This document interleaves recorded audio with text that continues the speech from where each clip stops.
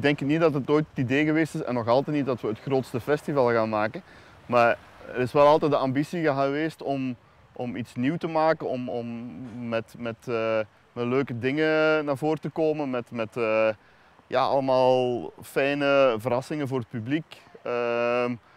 Niet alleen wat de sfeer betreft, maar ook wat comfort betreft en andere. Dus ook wat op het podium gebeurt natuurlijk. Maar hoe lang ben je daarmee bezig? Ik denk dat voor ons de periode oktober, november, december, dat we zeggen dat we dan een beetje in onze winterslaap zitten. En dat we als seizoenarbeider dan in januari dat we dan beginnen. En dat loopt dan op naar één keer als het eind maart is dat we dan in volle drukte zitten. Wat tijdens het festival betreft is het zo, ik denk dat Chokri het dan meer of drukker heeft als wij. Omdat hij zit dan met het facet van artiesten die aankomen, die allerlei dingen nodig hebben waar hij mee bezig is, pers waar hij klaar moet voor staan.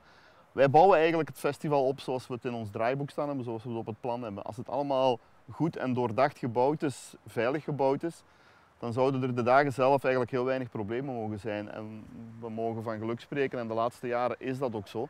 Nu, buiten mij, niet vergeten, er staat een heel sterk team achter mij met enkele siteverantwoordelijken die ook al jaren meedraaien en die het supergoed doen. En daar heb je nog subverantwoordelijk, het is eigenlijk een heel groot web. Wij zijn wel de organisatie, maar achter ons die grote boîte en die sterke boîte die daarachter staat, die is zeker zo belangrijk. Het is altijd een grote opluchting als je merkt dat het goed verlopen is, dat het veilig verlopen is. Dat er geen spijtige voorvallen gebeurd zijn en dat iedereen tevreden naar huis gaat.